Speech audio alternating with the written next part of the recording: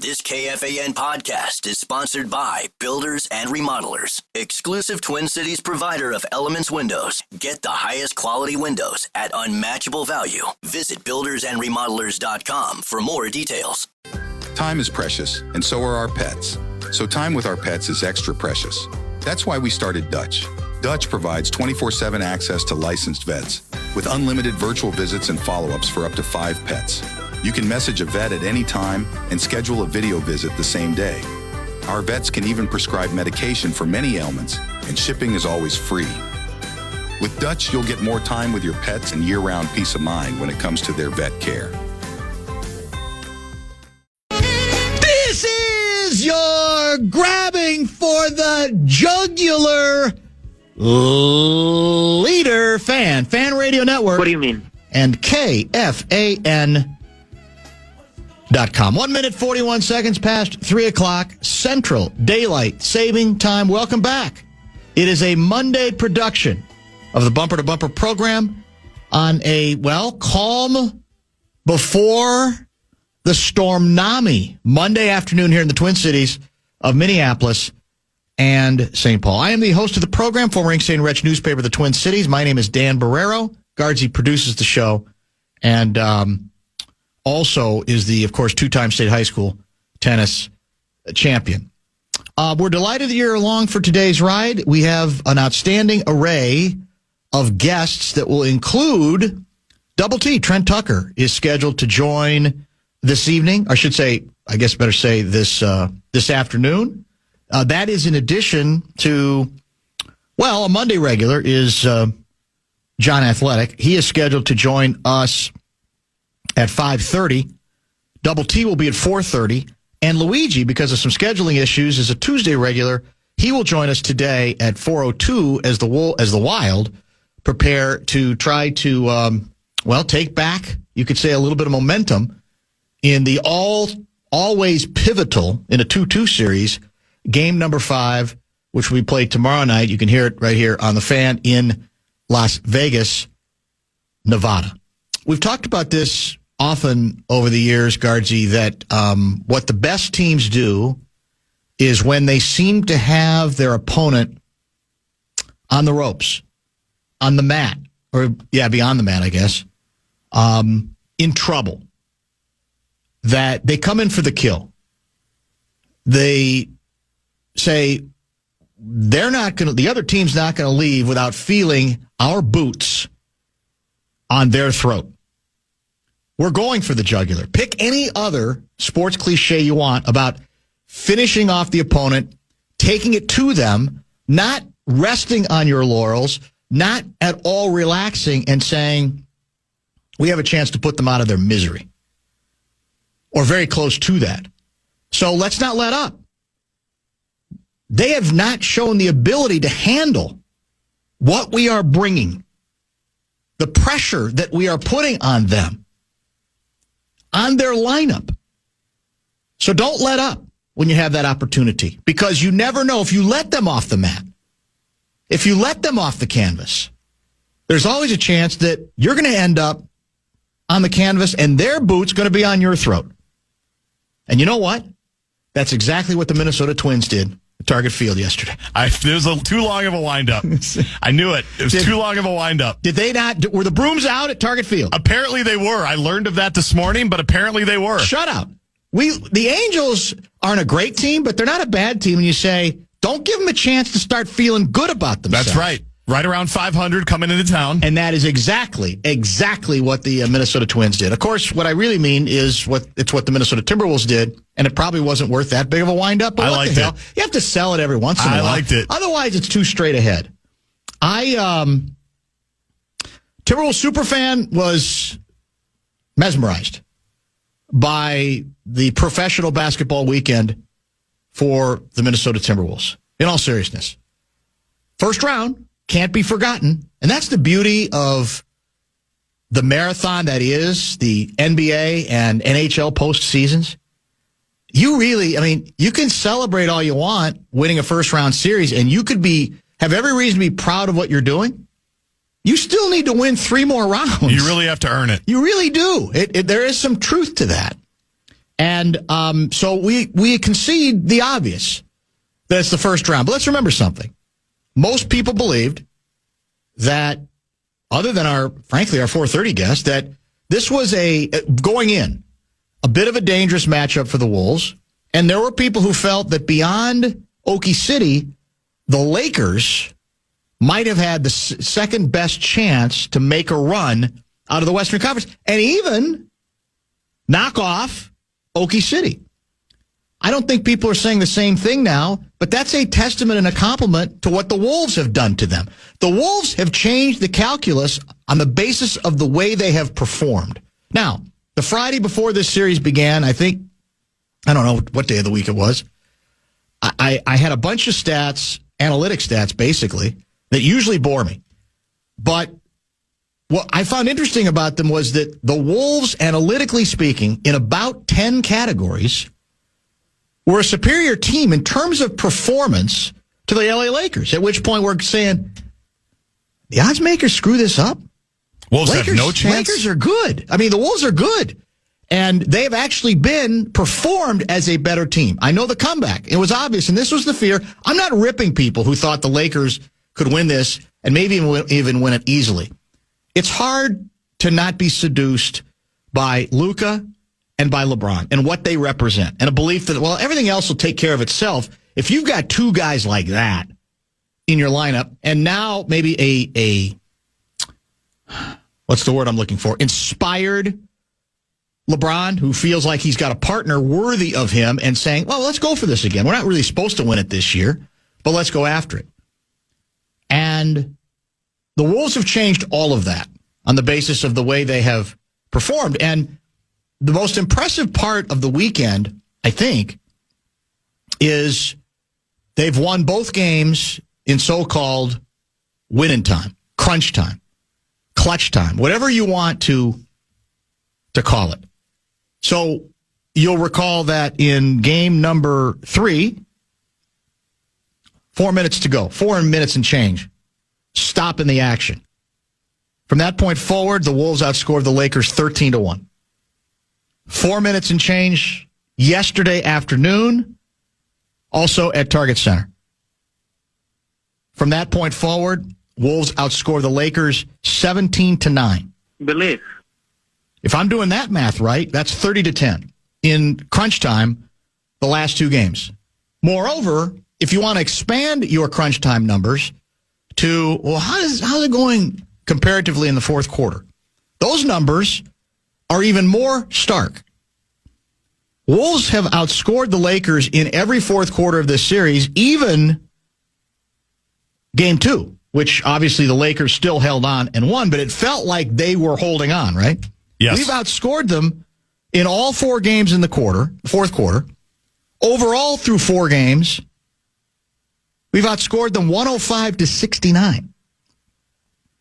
That's 36 points, boys and girls. Now, that's no accident.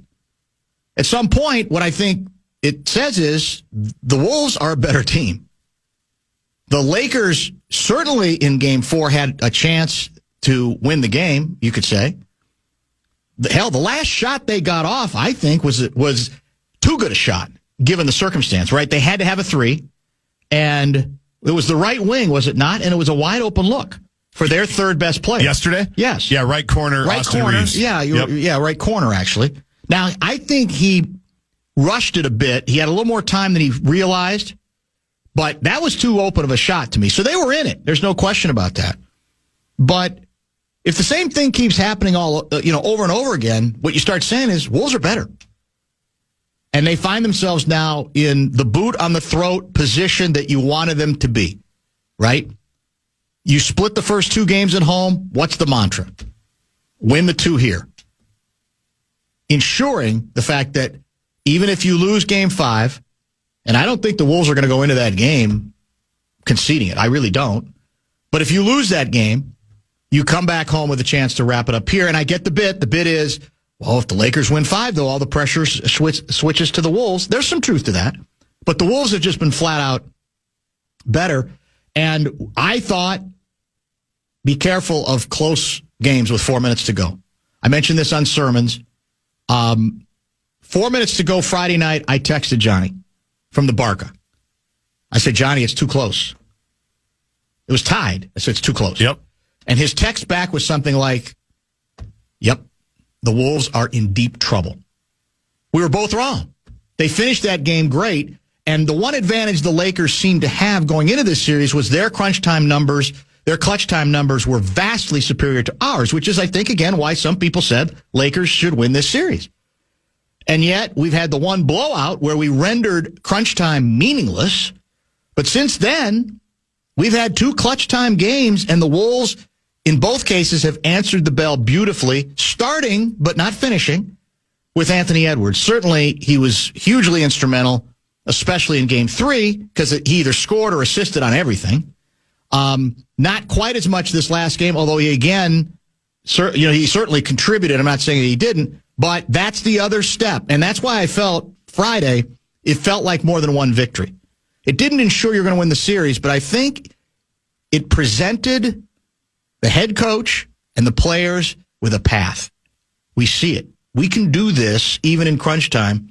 We have to do this to grow, and that's what contending teams that are trying to become yearly representatives to making runs, right? That it's a yearly thing. May not win it, but you're going to make a run. That's one of the steps that absolutely had to be taken. And it kind of eluded them, certainly against the Mavericks.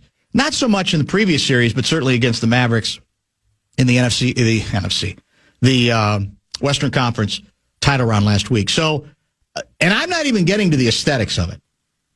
I think you were there for both of it. Both of them. This is for theater. This is and factoring in LeBron James at 40, who is still a horse. Yeah. And Luka, whatever you think of him.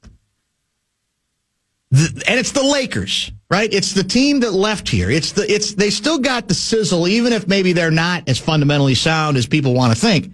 You put all that in the equation, and the drama down the stretch of these 2 games, the plays that were made by both teams at various times, certainly in Game 4, the shot making, the defensive plays. LeBron was absent offensively, which we're going to get to later in the show in Game 4.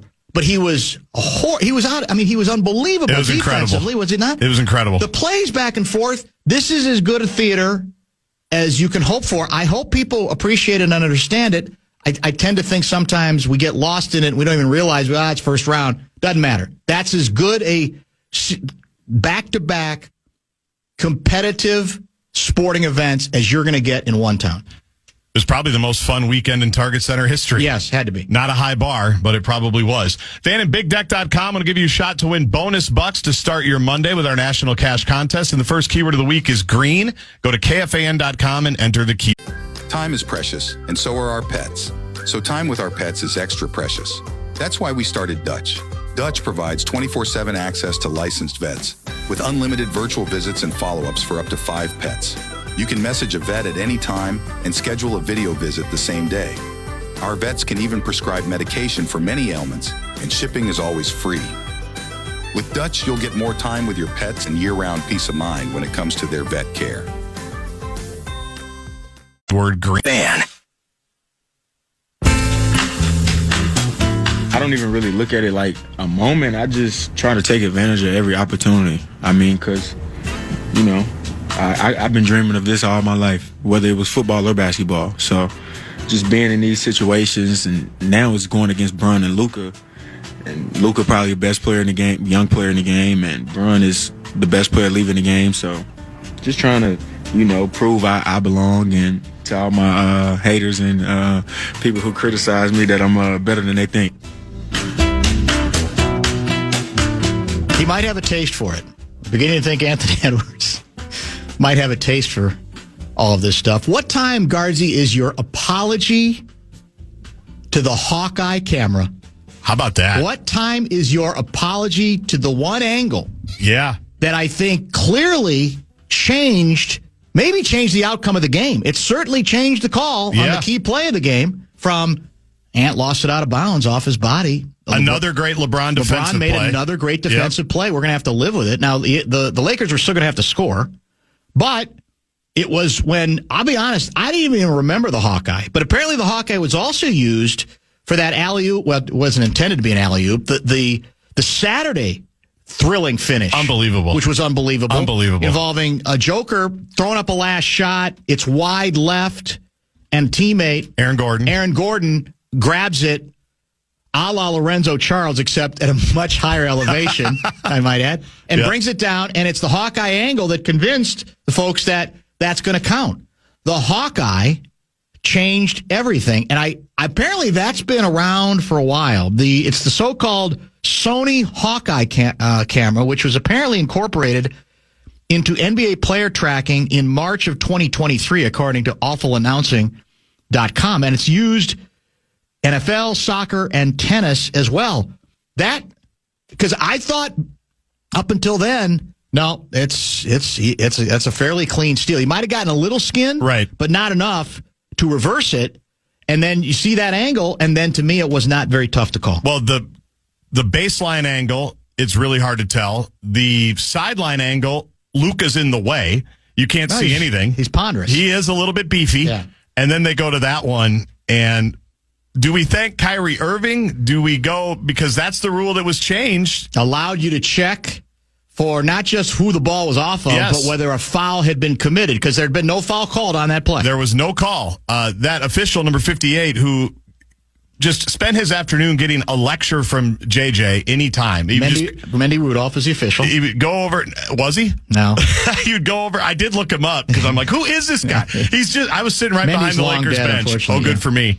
Did I tell you? Did you know that? Did you catch wind of who I sat 2 rows behind yesterday? No. Pelinka. It was Pelinka dressed sartorially as always? I thought he was dressed a little bit down. I think he was. Well, maybe he's figuring I'm in the Midwest. I don't want to overdo it. And I'll say, was he wearing plaid? No, he was wearing it wasn't flannel. It was like a golf zip up. Okay. But here's my problem is for the whole first half, I just became obsessed with Pelinka. Just watching what Pelinka was doing. I mean, he's 4 feet away from me, and I just wanted to know, by the way, to surprise nobody, he also thinks Luka gets fouled on every drive. He was all over the refs, which annoyed me. So I may or may not have yelled some things in his direction that I'm not exactly proud of with my 10-year-old son right there. I will also say he's very gracious to every fan that wanted to take a picture with him, which was a lot. Talking about Luka? No, I'm talking about Pelinka. Oh, Pelinka, okay. A very steady stream of Lakers fans came up. Okay. But, yeah, we have to thank that rule that killed us in Game 2 last year against Dallas. And that Hawkeye camera. Because I don't think it was going to be switched otherwise. No, I mean, that was, as I've watched the fourth quarter like 9 times today, as you can imagine. And the ESPN broadcast crew, for 4 straight minutes, are going, yep, obviously off of Ant. I was watching. Doesn't look like there's any call here. It's going to be Laker ball. They just called a timeout, blah, blah, blah. And then they go to the Hawkeye, and Doris Burke and Richard Jefferson both go, it's a foul on LeBron. It's a foul on LeBron. He did get his arm, and I don't think it's that controversial. No. LeBron was bitter about it, but he got him on the wrist. It was a foul. I think it was it was the right call. I have very little hope that this will convince the folks like you who love to wallow in victimhood when it comes to officiating that's a pretty damn it's the right call, but a pretty damn good call that you got at the expense of King James. So, because how many people were saying they have the guts? Do they actually have they're not going to have the guts. Everybody was, to call that on LeBron. Are you kidding me? They did. They called it. Now, maybe they wouldn't have if it hadn't been for the Hawkeye, but I would say the Hawkeye was what was definitive. That's what changed everything. And let's be honest, Luka was tripped. What's the rule? The rule is if he steps on Jaden's foot, that's what I don't know. Doesn't matter. Is it a trip still? If the angle that the defensive player takes gets in the way of the feet of the person with the ball, it's a foul. It should have been a foul. Now, I'm not again saying that negates the result. This is part of my point all along. Right. It's part of what you have to deal with. The Wolves deserve to win the game, but I just want to pass out these gentle reminders that we remember what we want to remember. That was what could have been easily called. And big play, because then you had the inbounds disaster. Yeah. And didn't LeBron throw it in? He did. It's a terrible pass. And they had to get it into the front court in 1 second. That was the funky part, right? That was where I understand his hesitation, because I heard a couple of people say, well, somebody needs to break to the back court. Well, you can't go too far back because you had, as you say, even Anthony Edwards before when they came back from the TV break, he's talking to the officials and saying they got 1 second, right? Yeah. So everybody was made very aware of that. So I understand him trying to force it into the front court. What I heard Tim Legler say was, but you got 3 Lakers bunched together. He said he just went off on the execution there of being, really like amateurish and minor league as well. So let's just remember those on calls, because those were a couple of very significant calls. And the right calls, again, the right call on the LeBron play was made. I think they could have called a foul on the trip. It's not unprecedented that they don't. Right. So I'm not saying it's a victory with an asterisk, but it should be a reminder that when we think everybody's against us, it never goes our way. It definitely went our way in that regard. Well, to that, I'll just respond, finally. Finally. Well, that's always the comeback. I'll respond. There's no getting around finally. it. Yeah. And I'll also say this. I tweeted this out today. I don't know what they do about this, how they fix this, if it's even something that they can fix. But you saw how the Detroit Knicks game ended, obviously, where Hardaway's kid gets fouled in the corner, and they don't call it. And then after the game, the refs go, yeah, we should have called it. Hardaway should have been at the line. Right. We obviously know some stuff in the Wild game, including Hartman getting tackled in front of the net that then leads directly to a goal, doesn't get called. Yes. I don't know what they do about this, because the enhanced physicality is just part of the playoffs. But because now you do have replay and you have all these different things, and all these games are so close, like you let all this stuff go forever. It's hard, yeah. And there's a million calls like, I'm even trying to talk my 10-year-old up because he's influenced by, me, number one, but then obviously 19,000 other people screaming at every Luka flop. Yes. At any time, Dante DiVincenzo fouls somebody, even the Randall, running into Luka, which was an absolute foul. It's a bummer because he played great defense. I don't know how these games are coming down to like calls and non-calls where there's like that, the Detroit thing was an obvious foul. Yes. But they hadn't been calling it for 47 minutes and 38 seconds. Well, I think that's why I tend to think you've answered the question, and Detroit's not going to like it because it should have been called. But I think what happens is if you get yourself in a mindset of we're not calling much, and then you have kind of a desperation shot, right, off of a loose ball that trickles out to the corner, and it's not a particularly good-looking shot, you're going, well, am I imposing too much of my will calling it? There was enough of a bump, though, that you had to in that particular case. And what you're speaking to, I think, also is a larger issue. And that is, I don't have the stats. And I'm sure I'm forgetting some very good first rounds of the NBA playoff history. But I got to tell you something, man. Across the league, there's some compelling stuff being played and it's been competitive incredible games. And so everything feels weightier, in part because it's so entertaining, it's so competitive. Now, we've had a couple series that, the Memphis series was a sweep. Miami might be about to get swept tonight. But we've had some individual finishes in games that are unbelievable. And I put this in the pregame, pre-show tweet that I am not someone who says, if you like college basketball, there's something wrong with you. Okay? I mean, I tend to be in the classification of vive les differences between the pro game and the college game, right? That it's part of it. Each of them has a different identity. But what I will say to the college basketball apologists and cheerleaders, who every big dance go, NBA can't touch this. Oh, this is unbelievable. You see all the buzzer beaters? I'll just tell you, if you're a basketball fan, period, and you can't understand just how compelling and high level the good competitive series are, you're an idiot. I hate to use that term, but you are. If you can't understand, because we hear this all the time, pro basketball can't touch that. Are you out of your mind? What we're seeing just in the first round, college basketball can't get within 100 yards of, for God's sake. Now, some of it is obviously the ages of the players. Right. They're professional in a way that even college players who are kind of professional aren't. But this stuff, the ebbs and the flows in series like Denver and the Clippers, and even what's happened in the Wolves series, even though it's 3-1, if you can't appreciate just how high level the competition has been, how high level individual performances from star players have been, you've lost your mind. You've just tell me I don't pay any attention to the NBA, so I'm not interested. Now, bad NBA can be bad.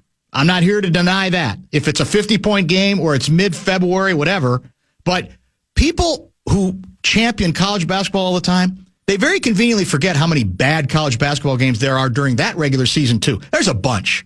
And they tend to not want to talk about that for whatever the reason.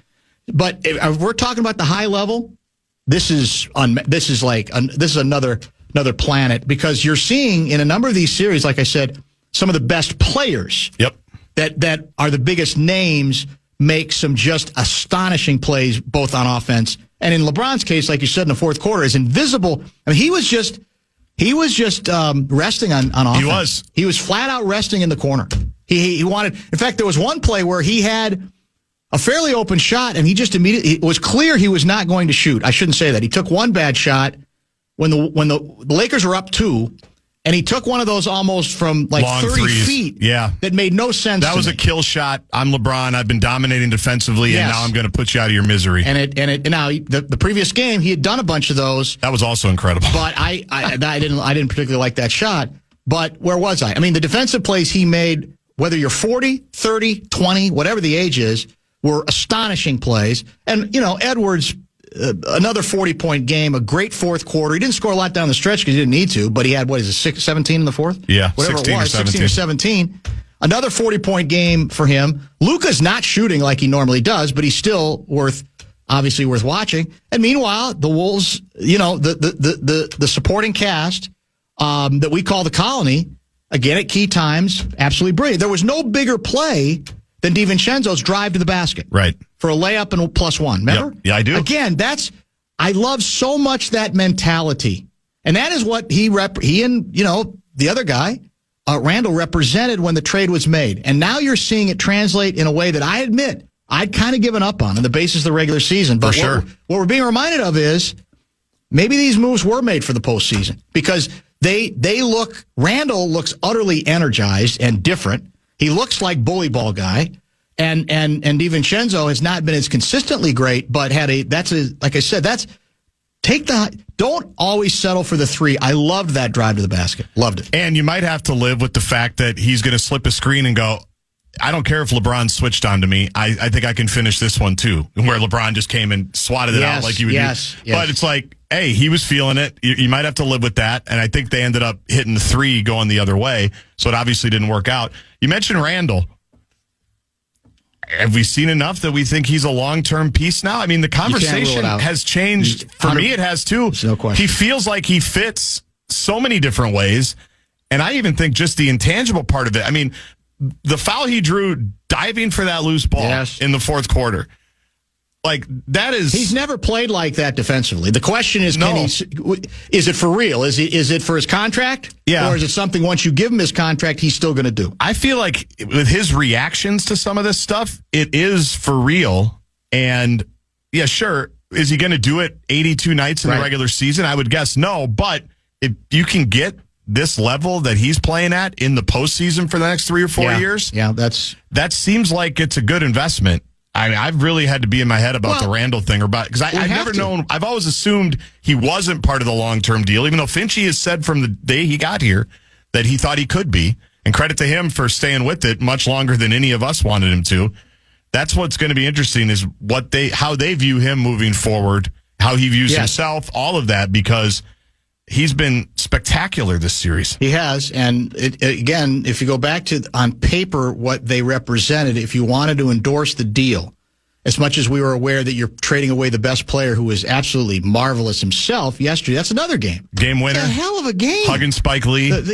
He was terrific, because occasionally he gets the ball in the fourth quarter. Who knew that he could score like that if Brunson would give up the ball every once? In fact, there was one play where... It's funny.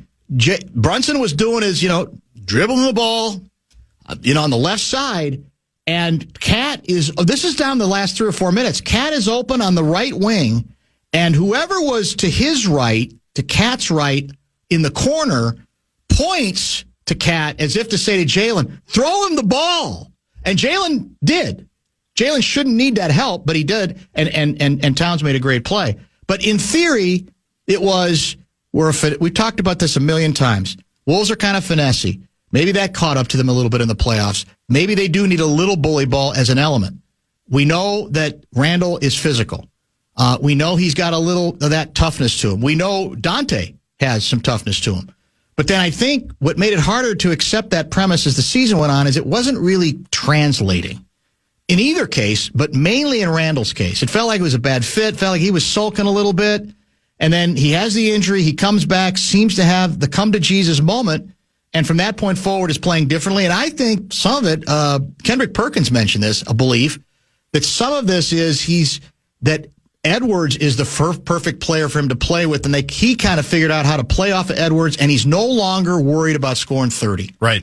And that has liberated him to where I can make a lot of little plays that are actually big plays, and I can knock some people around here. And I can go toe-to-toe physically with LeBron. Right. I can go toe-to-toe physically with anybody. And so the original premise now is starting to look good when it didn't. And maybe it is a reminder of the huge difference between regular season basketball and postseason basketball as well. To your point about the college game and just the NBA stuff, I was thinking about you this weekend because it is so much, you've said this for years, watching the Clippers Nuggets finish, figuring out what happened with the Pistons and Knicks. Oh, yeah. It means so much more when you have a team that's in the battle.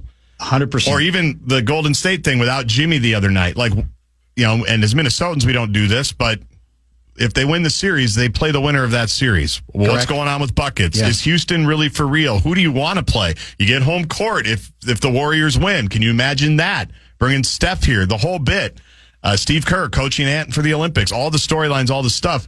When you have a team that's connected to that storyline, Yes. It does absolutely enrich it, and it's something that you've said forever, and we've just never had that until the last couple of years. I will say this, too. I'm going to go ahead and do the thing that the players can't do and shouldn't do. I'm going to look ahead because I think the Wolves are on the right side of the bracket, the most favorable side of the bracket. And I might regret it if it's Golden State that advances because they do have, obviously, if we assume that Butler's going to be healthy again for the next series, they have a ridiculously dangerous top two, right? They really do.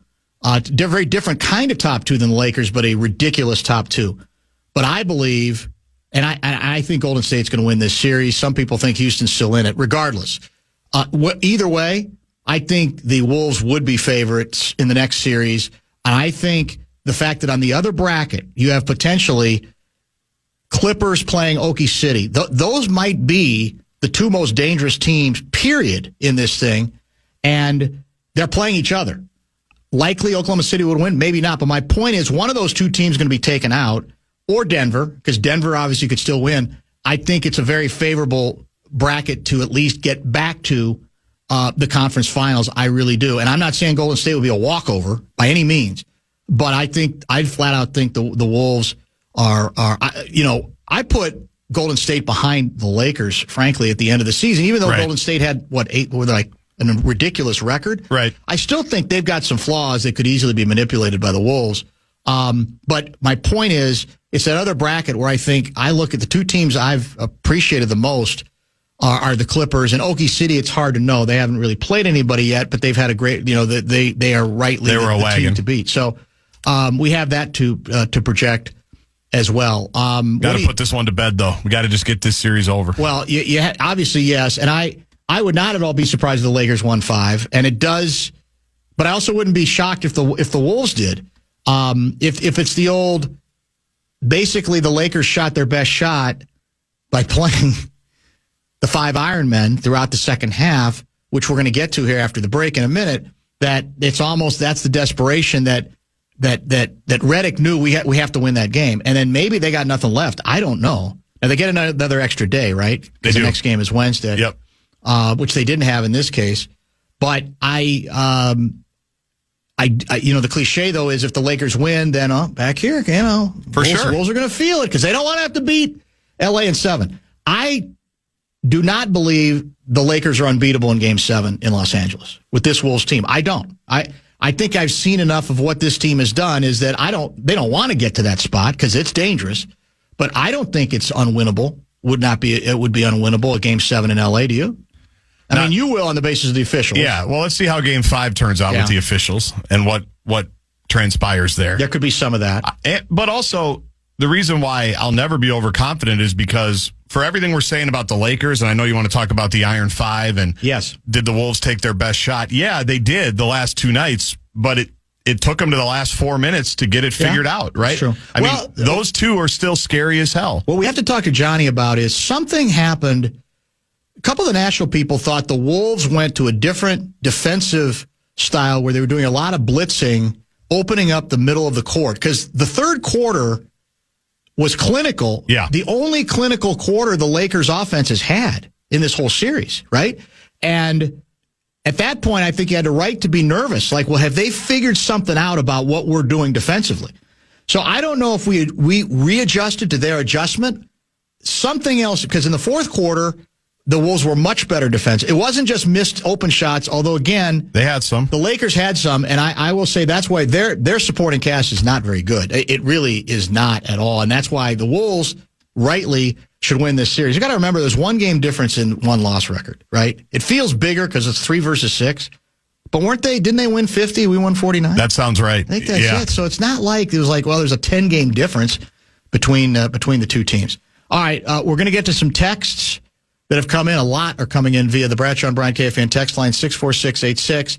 We'll talk about the Iron Man strategy from J.J. Redick, which got a very strong response from our guy Legs, Tim Legler as well.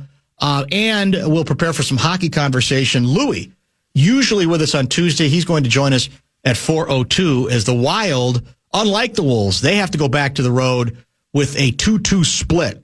Home ice advantage again gone unless they can indeed steal game number 5 tomorrow. Time is precious, and so are our pets. So time with our pets is extra precious. That's why we started Dutch. Dutch provides 24/7 access to licensed vets with unlimited virtual visits and follow-ups for up to 5 pets. You can message a vet at any time and schedule a video visit the same day. Our vets can even prescribe medication for many ailments, and shipping is always free. With Dutch, you'll get more time with your pets and year-round peace of mind when it comes to their vet care.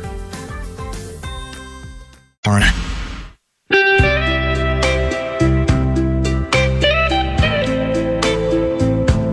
feel like we took their best punches throughout the game and to start the third and then to end the third. So, and I felt like they was gassed going down the stretch. So just trying to, keep my foot on the pedal and keep going.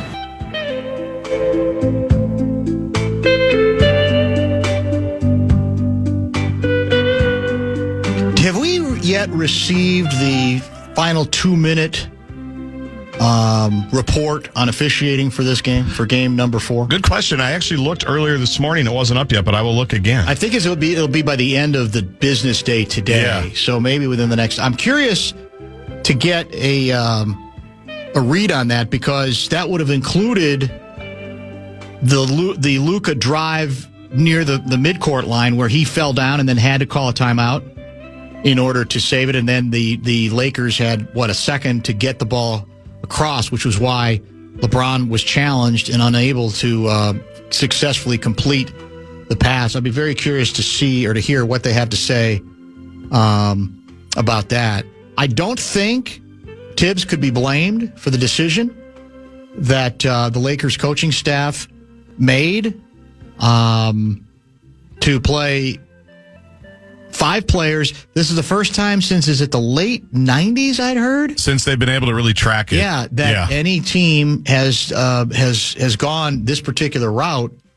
And this is the danger of, I guess, reacting to anything because we're always reacting after the fact. And you could say the Lakers were a made 3 away from at least sending that game into OT.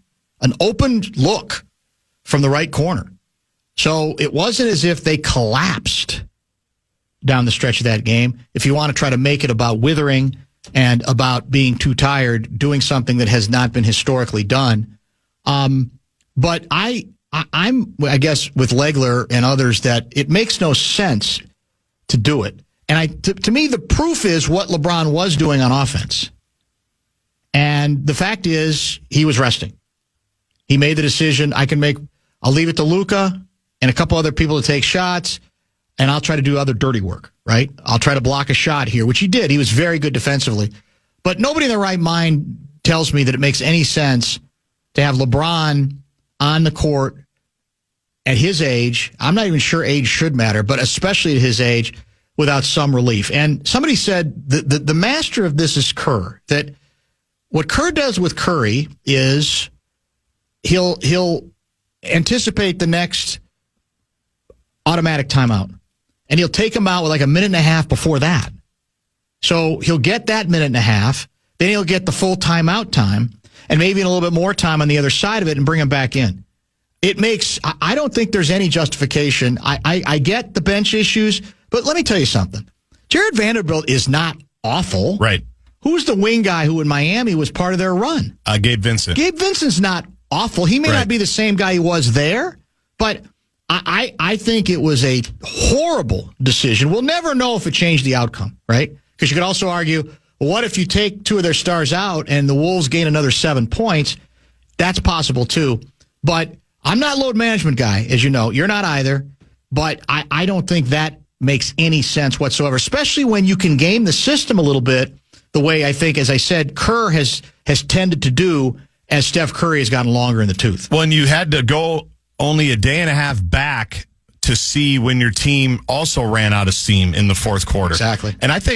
And we were talking about this after game 2. Like, I think JJ knows they don't have enough to hang with the Wolves and beat the Wolves. I've thought that since the third quarter of game 2 when he called that first timeout, lit into the team, and then kept calling them in the fourth quarter as well. As poorly as the Wolves played that night, they were still within an arm's length of stealing that game.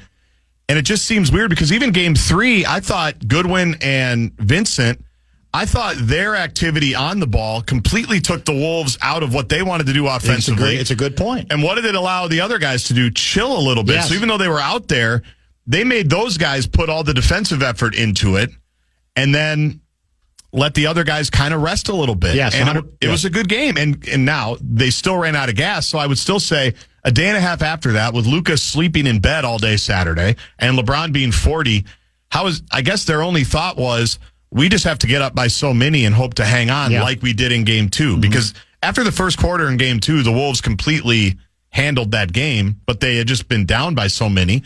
They couldn't find a way to come back. I think that was the calculus, and you can just see it, especially when you're at the game. You can just see how it affects them and what happens in the fourth quarter. I think Reeves, LeBron, and Luka were 5 of 13. Mm-hmm. It wasn't a great number. I don't have it off the top of my head, but shots are short. Even Luka's missing a shot in the lane that he doesn't miss. He missed a couple layups, which happens. It seemed very desperate, and you know why he did it, because he doesn't think he has enough. And whether he's right or who's wrong, whatever, they lost both games 3 and 4 each different way. I don't know what confidence it inspires the guys Wednesday to go, hey, I know I didn't play you for the whole second half. Forget about that. But we need you here now, bud. Like, go get them. They're pros. They'll figure it out. But it shouldn't inspire much confidence, I don't think, moving forward in the series. And again, their bench isn't great. It's not it's no secret that they made this deal, the Luka deal, not for this season, right? They made it for long term. They made it for the succession to go from LeBron to Luka and having a belief that this means we're going to have another 10 years minimum to be a factor if Luka does take care of his body, which is a legitimate question. But what happened is, because they overachieved since the trade, then the expectations started rising. Well, why not now? Yeah, it is weird. There's no big man, but what the hell? Maybe with Luka and LeBron, they can get it done. And I think that's inflated the possibility here because their bench isn't very good. They do need to build better around Luka. Luka needs a little bit more of the construct that the Mavericks had a year ago. He really does. And they're, I'm sure, saying, we'll get there. This was the hard piece you got to get. Luka's the hard piece. The other stuff we can finagle. But my point is, that still doesn't mean they have nothing that can be at least usable for 5 or 6 minutes. And as you say, in some cases, just give them a little activity. Even if they don't score much, a little activity and a little defense on the ball as well, given the number of mobile wing players and big men that the Wolves have. So, yeah, I thought it was reckless. I thought we'll never know if it cost him the game, but I think it was a really, really bad decision, a panicky decision by a guy who, does come off as I'm the smartest person in the room. Well, there's nothing smart about that at all. There's nothing to me that other than if you say, well, we had 4 guys with stomach flu and we literally had no one else to play. My team is on the floor. Exactly. You've got a couple of people who can help a little bit, or you can throw out there for a few minutes and have been useful in rotations of other legitimate teams, including the Miami team that made a run to the finals, right? And when he says, I told the guys to tell me if they were tired. Yeah, that's the worst. What player's going to do that? He's a player. He knows that. Yeah, that was weak. It's been interesting. And I'm a JJ guy. I'm a JJ fan. I was for the entire concept of bringing him with no coaching experience right off the podcast. But it is interesting that he's very eager and happy to talk about things when they're running games off. After the deadline, he was free and easy. Now he just seems he's Popovich-like in some of his post-game answers. Yes, he's bitter about everything. Yes. But again, it goes back to, I swear it, game 2, it clicked in his mind, we don't have enough for this series. We thought we did. Yeah. Everybody's telling us we do. Right. We don't have enough. If the Wolves show up more, if the Colony shows up, enough of them, we don't have enough. And I think that's been proven out through 4 games. Now, obviously, it's still scary as hell when you have those 2 guys that certainly Luka, actually both of them. Yeah. I mean, what LeBron did Friday night, I'm sure you talked about it on Sunday. That was insane. Astonishing. What he did at 40 years old. And again, he's 40. He's always been 40 this year, so it shouldn't be surprising. But I feel like we do write it off. No question. Where he just, even Ant said, he had the great Yucatan quote, but he takes that Caitlin Clark 3 in transition and buries it. He almost stole that game just because he is who he is. So I don't feel a ton of comfort in the Wolves' position. They're obviously in a great spot. Yeah, they're in a very good spot. You got to keep your foot on the gas. You do, but they got the game. It's like I said, the Wolves and Wild started the weekend in the same position. And you can't win the series. Even if you go 3-1, as you say, it's not over. But let's be clear. You put yourself in an incredibly commanding position. In the NBA, it's 95% of the time. If you're up 3-1, you win.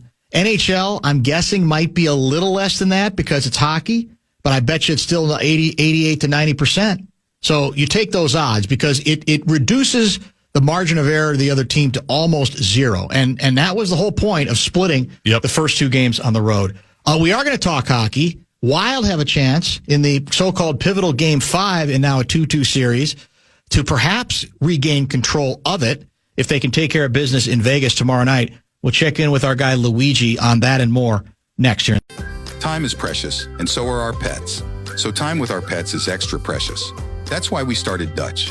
Dutch provides 24/7 access to licensed vets with unlimited virtual visits and follow-ups for up to 5 pets. You can message a vet at any time and schedule a video visit the same day. Our vets can even prescribe medication for many ailments, and shipping is always free. With Dutch, you'll get more time with your pets and year-round peace of mind when it comes to their vet care.